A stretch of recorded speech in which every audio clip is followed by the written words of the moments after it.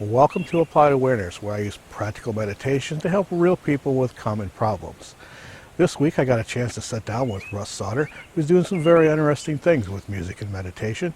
He also discusses how meditation's helped him in his life and ideas of where he wants to take it from here. Very interesting stuff.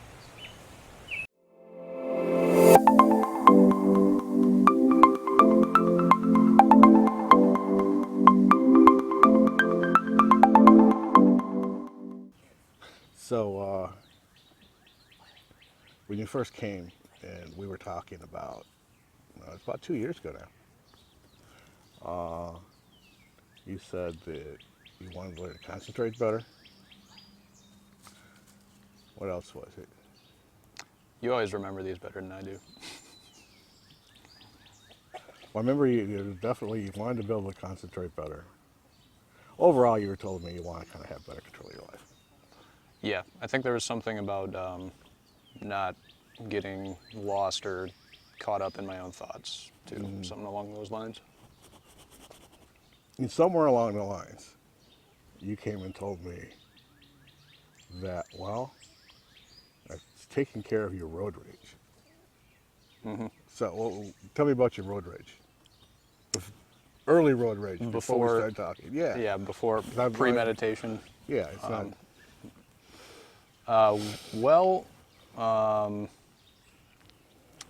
Pretty typical road rage, I guess. Somebody would do something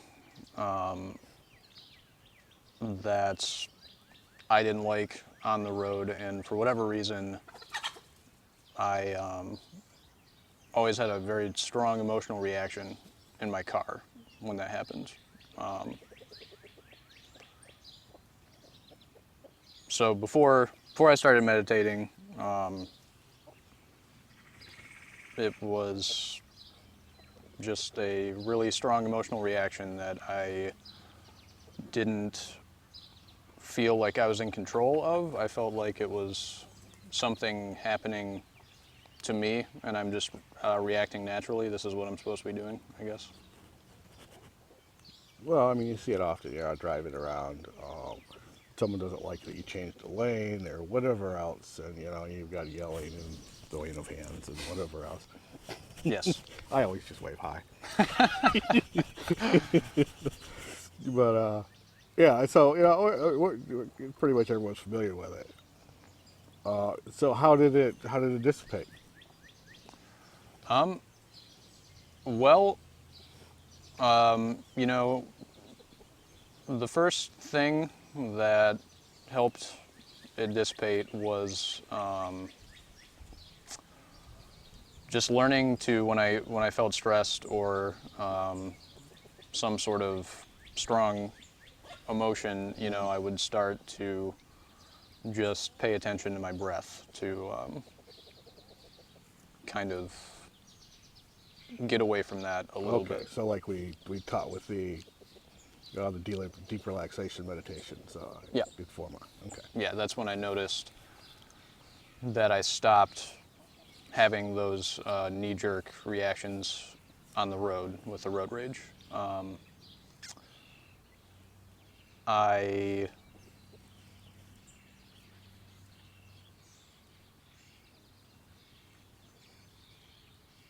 just sort of naturally started, like I said,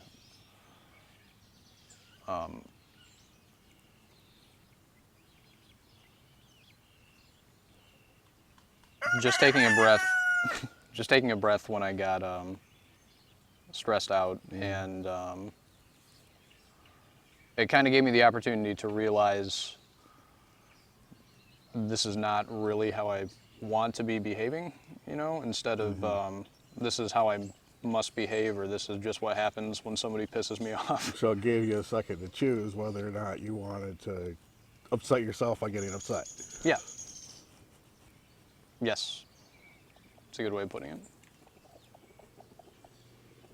And that was just a few months after we started meeting. So we went every couple weeks for probably about 6 months. and it was like once a month, and now it's like every couple months we get together. Mm-hmm. So, Mm-hmm. any road rage issues now? No, I have to admit, every once in a while, it still happens, but to a far less degree, and it feels more like I'm letting it happen when it does happen, as opposed to there's nothing I can do about this. So you're You know? kind of aware as you melt down, you realize that you're choosing to melt down. Yeah, yeah. That Well, it is is your how it goes choice. sometimes. Yeah. But at least I know it now. At least, and I always feel a little silly afterwards when I do now. You know, or even during the fact, I kind of see it happening. I'm like, shouldn't be letting myself do this, but yep. So, and along the way, we've also discussed playing music. You're a musician, Hmm. and ways of using meditation and the principles of meditation to help you with your playing. Hmm. One of them was to focus more on the playing and not worry about so much what's coming up Hmm. as you play.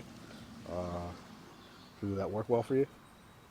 Yeah, and actually, since since we've been working together on the meditation, I realized, looking back,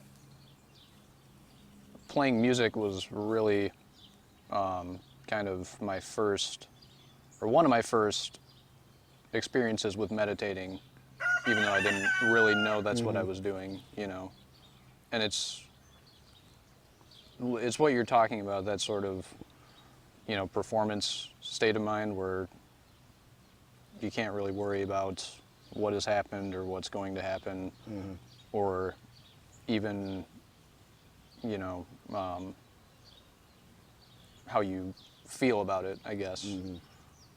It's just focusing on what you're doing. You know, from what I understand talking with you in the past, when you first started playing and stuff, it wasn't an issue. It was later on when you're trying not to screw up that it became stressful as you played, trying not to screw up instead of just playing the music.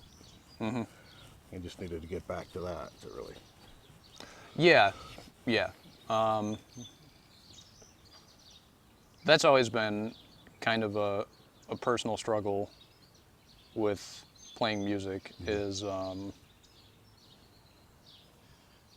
yeah, the trying not to screw up instead of just playing, because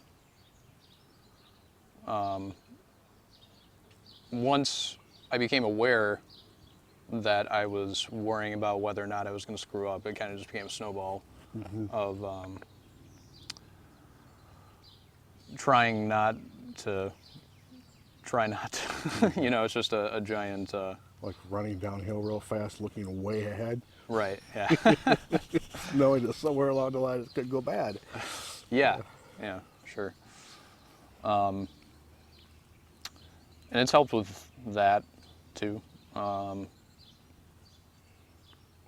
That's how I usually start my warm-ups now. Like when I go to practice, I usually do some sort of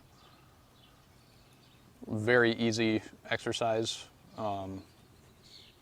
and I kind of warm my mind up before I start doing anything else, and just focus on nothing other than the the really easy exercise that I'm doing, something that I can kind of just watch myself do, you know. And then once I start to feel like I'm warmed up in that regard, I start working on other things. Well, I was to your recital this last year. You did go. You went back to school since we started talking. Hmm. You had recital this last fall. Junior recital, yep. It was excellent. Thank you. It was really good. The kind of thing that I'd pay to go see. That's how good it was, really. Well, thank you. I appreciate it. And starting your own music business. Yep, yep. I'm in the process. What's the name of that again? Jam plan. Jan Plan. That's what you went for, huh? Jam plan. Yep. Jam Plan. Yeah, it's going to be kind of like coming up with sort of something almost like a workout routine, but for specific instruments. because there's not a great way to practice technique that I've come across, or as I have an idea for how I want to do that. So that's what I'm pursuing, because technique is really important. Yeah, because you'd mentioned before that you really wanted to focus on the meditation aspect of using meditation, the principles of meditation, to help other people learn to play. Yeah, So is that kind of what you're focusing on? that is one thing that I would like to work into my teaching in general, is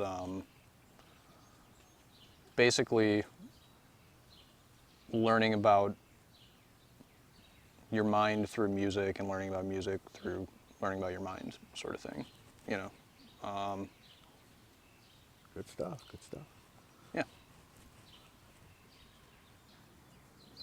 So when we first met, we were at Formar, Hmm. and I think it was the first meditation you came to. Yeah. When I introduced myself. Yeah. Yep. And you were there with your girlfriend. Hmm. And I'm not sure exactly your words, but you wanted to know more about meditation, and you told me you heard that someone said you needed to find a teacher. Yeah. When I met you, I had been kind of doing it on my own for at least a year before I met you.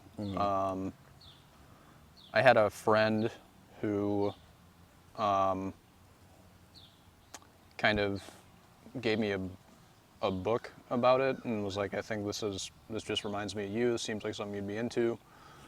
And after I read a little bit about it, I was really intrigued because of just the practical value of it, because I had always kind of wanted to work on some things that were going on in my mind, and I didn't really know how to do it. And it might have been that book that I found that said that you should go find a teacher. So, yeah, I guess that is. I heard that there was a meditation class with a teacher at Formar, which is 5 minutes from my house. And I was like, oh, well, I got to go to that. And that was you. Well, you could have ended up with anyone doing that. You realize that? Yeah, but I had never met anyone before that taught Yeah. meditation, so. Yeah, there's a lot out there that's called meditation. That Actually, that's not true. I did go to other places before I met you. I went to a yoga studio that did some meditation, and it was not very practical.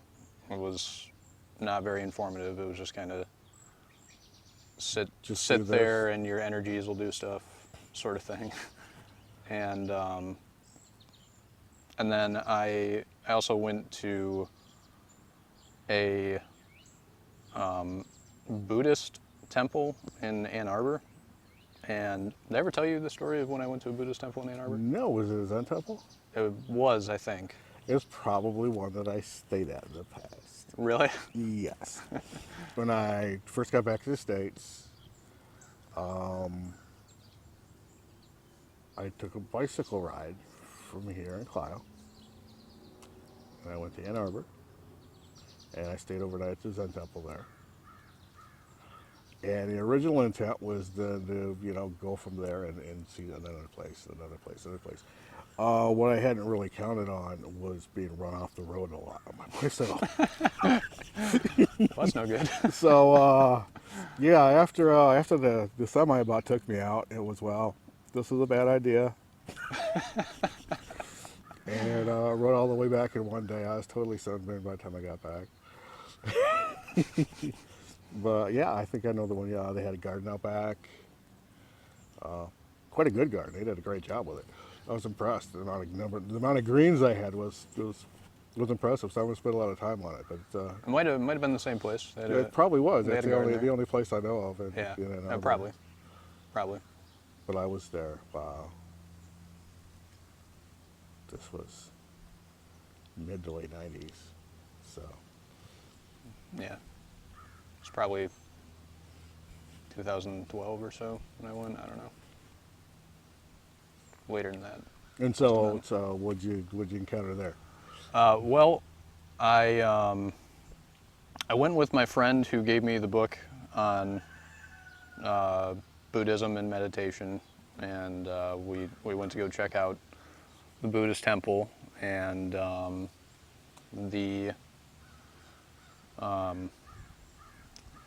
monk, the presiding Buddhist. Yeah, the Zen monk there. Yeah. Yeah. She Yeah. she came in and I was sitting right up front because I was all excited about the experience, I guess. And she sat down and she said, "I just got back from a prison. Is their situation any different than ours?" And then she just looked straight at me, just basically was asking me the question because I was sitting right up front, and I was just I was frozen. I couldn't think of anything to say, and just didn't say anything. And she was like, "Well, don't think about it too hard." And it was kind of embarrassing. And I didn't end up going back, not because of that, but it was just kind of funny. Yeah, I find that most forms of meditation, I mean, the reason that so many people will go to them and then stop going to them and that kind of thing is you have a procedure to do. If you keep doing it, a promise of you'll get something out of it. But no one explains how it's supposed to work or how it works on a mental level. And so people don't realize that, what they can use it for. Mm-hmm. They're not gathering the information to use this stuff in their normal lives unless they follow it a certain way that the practice is laid out. And you're just supposed to get something from it, and that's very hard. That's one of the reasons as a Buddhist monk, I decided I was going to disrobe and just myself concentrate on learning how meditation worked. Because when I got back to the States, the underlying infrastructure of being, permeating society like it does in Asia, the terminology doesn't work, the concepts don't work, and so it's just to do it and you'll get it. And most people don't get it.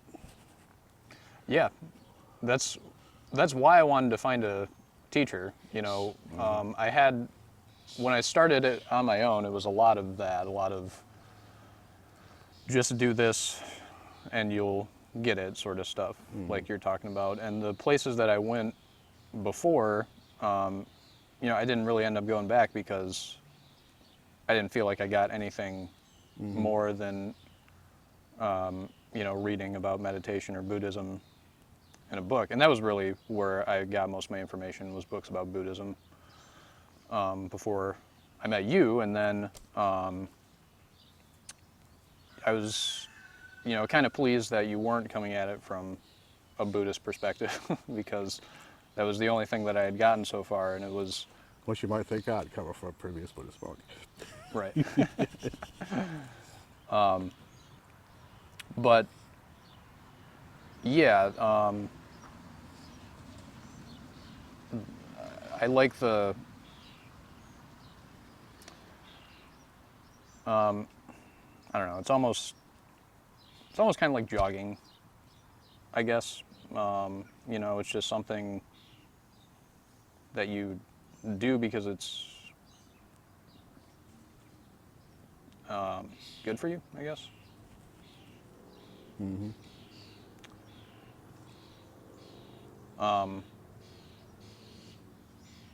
Yeah, I don't know.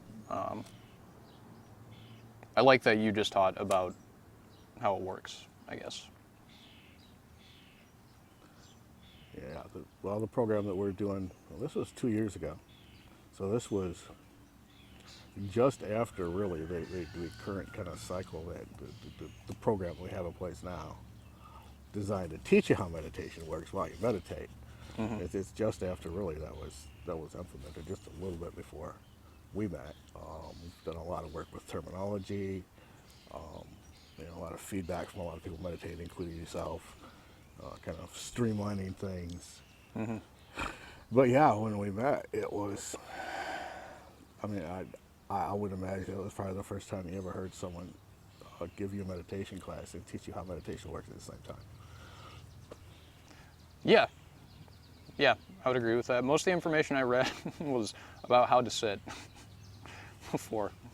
It was and I actually messed my knees up trying to do the half lotus thing. For Well, I did it 4 years, and my knees are shot, really, which is why I recommend these zero gravity chairs.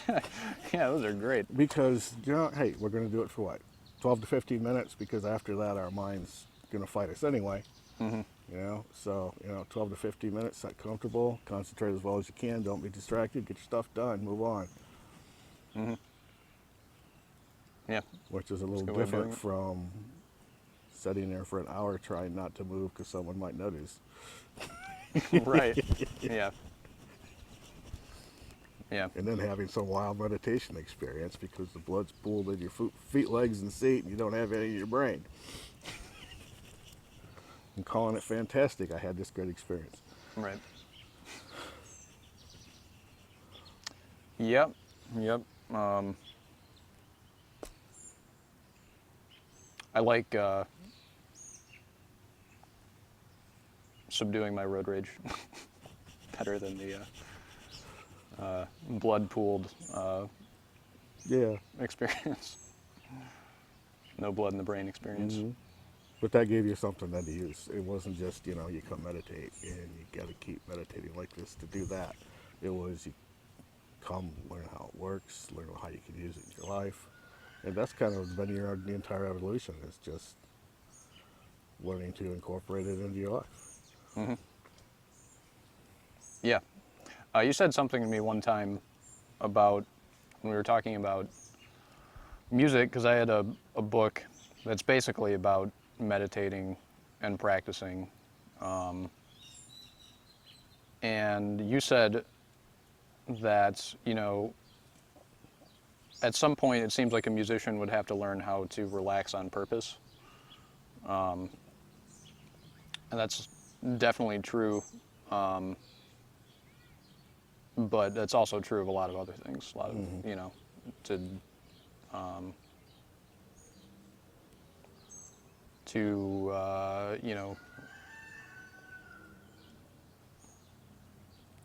I don't know, perform better in other walks of life too. It's relaxing on purpose, and that was kind of what I felt like I learned from the classes. And as you keep doing it, what happens?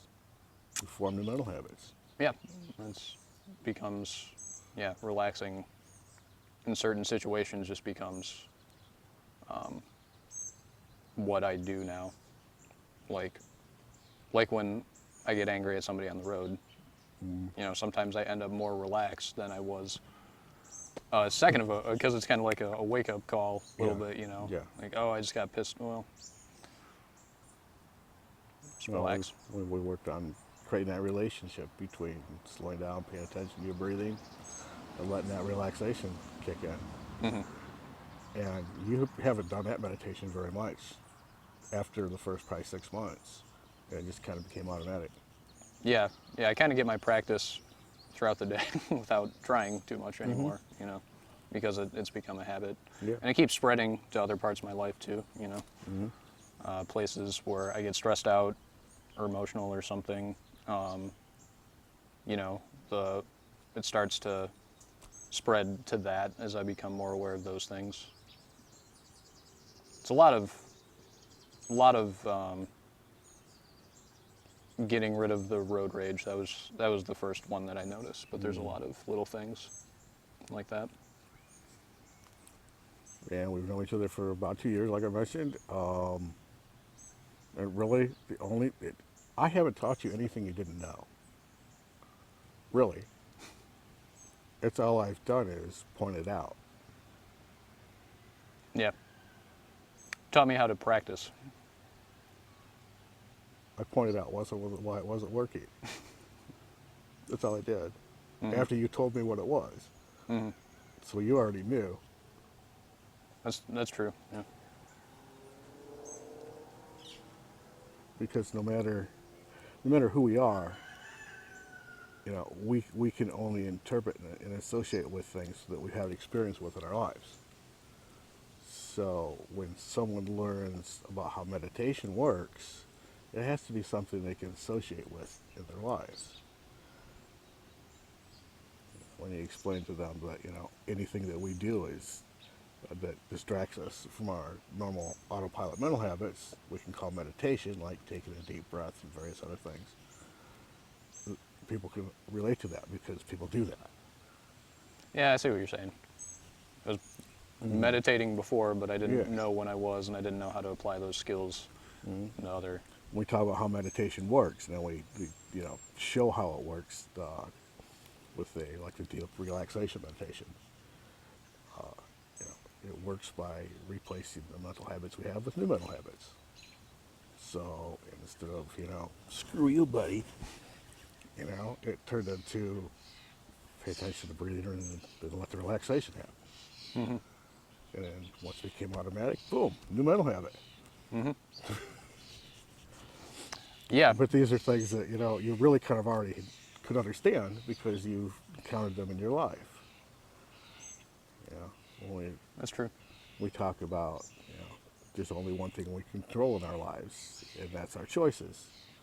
Although everybody at one of these meditation events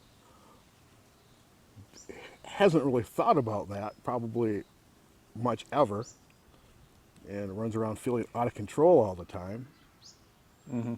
they'll check themselves for a second and say, yep, that's right.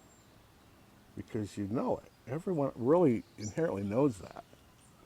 We just don't act like that. It's like we know it, but we're going to stick it over there and ignore it. And try to control things we can't, create our own stress and anxiety, and then wonder why. Yep. And once people get that's very all accurate. all we can do is control the choices, well,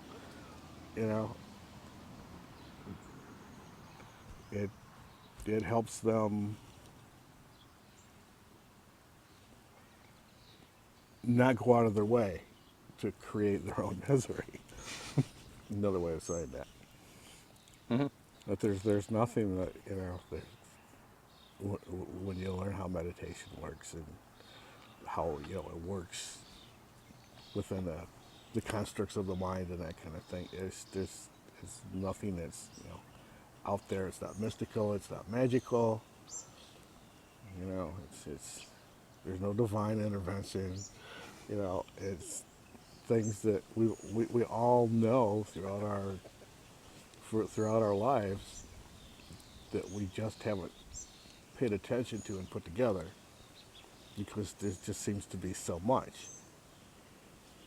And then you get to the part where you explain to someone that, well, and you actually only really ever make two choices. That one gets a, what? I was like, what you talking about, Willis? Right. Yeah, that. Yeah, for me, that I did not get that for a long little bit after I met you. After you explained that, it was kind of like I believe you, but I can't see that. Yeah, because when I first started talking to you, and you were talking about the only thing you can control are your choices. Like you said, that was something I always knew. But because of my own mental habits that I'd kind of formed around that, I didn't really want to look at that, I guess, at first, It's not as easy to see. Yeah. The only thing we can control are how we interpret a situation and how we react to our own interpretation, it's much easier to see the reaction part. For you can see it in your road rage. Yeah. You That. know? Yeah, I guess that part I did Yeah, realize. the reaction part's easy to Right. see. You can. The choosing to interpret something isn't as easy. But by example, you can be in a good mood, and whatever anyone says is fine. You're in a bad mood, whatever anyone else says rubs you the wrong way. And you're choosing that. Yeah, the same thing. It's You the could. same thing, Yeah. but depending upon, depending upon your mood, which is one of the things that goes into how we choose, that will be different. Otherwise, it should be consistent all the time. Right. Another thing that kind of helped me see it at first was that how you interpret certain things or situations that happen to you fairly often, those kind of become habits, you know. They do. We take something we've learned because it's a time-saving device. We take something we've learned, we save it as a memory.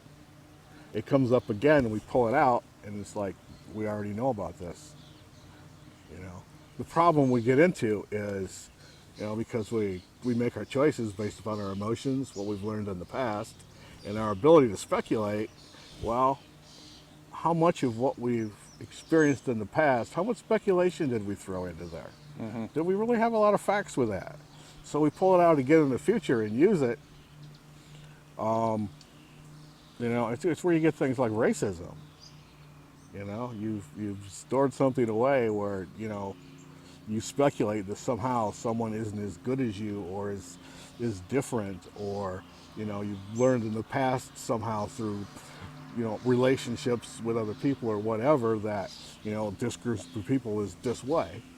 You say that as a, pure speculative assumption kind of thing, but you treat it as a fact.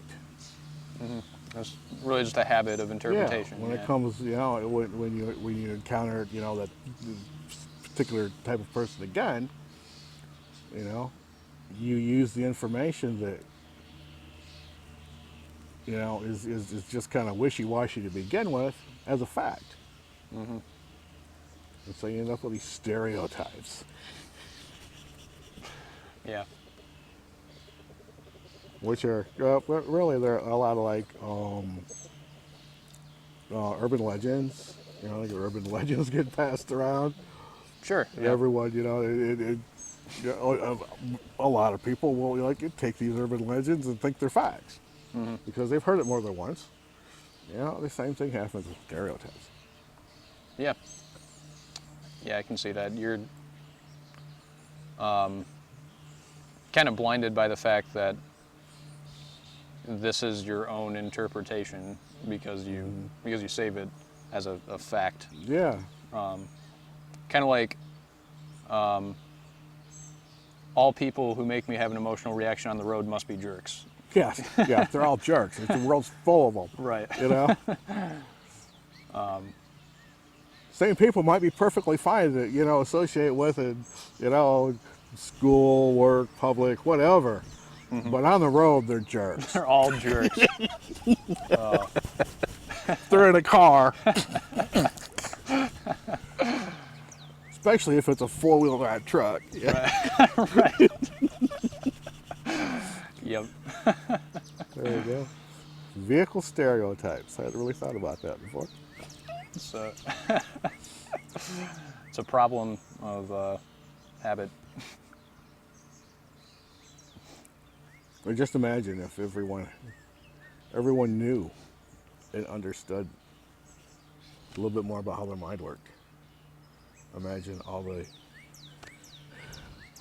the issues we have with stereotypes and racism and sexism and all this crap. It wouldn't even be a thing. Yeah. I mean, I'm a music teacher, and I like teaching a lot, and I'm very interested in teaching, and I think it's very important role in society, and a lot of times I feel like this is really the information that should be taught in schools from a young age, you know, how your mind works. What is really more essential than that, you know? Well, one of my driving forces is, you know, I really jumped into meditation and Buddhism as a result of PTSD. And knowing what I know now, if I have the information then that I had now, I never would have had a problem with PTSD. Because I would have understand what the situation was and what was happening. You know, so as not to have massive guilt and anger and frustration with everything. Yeah. I can relate a little bit to that with, I used to be, you know, depressed a lot. And I feel kind of the same way. If I had that information before, when I was going through the things that made me depressed, I wouldn't have kind of formed the habits that made the depression worse and worse and worse, you know? Yeah, depression can become a habit. Yep. It doesn't take that long. It can just take a few days and it starts to form a habit. Especially if you're just always hanging out in the same place doing the same stuff. Yeah. We talk about mental associations, and we start associated with our surroundings, our depression. And the habits kind of feed into each other. It becomes sort of a feedback loop, you know, of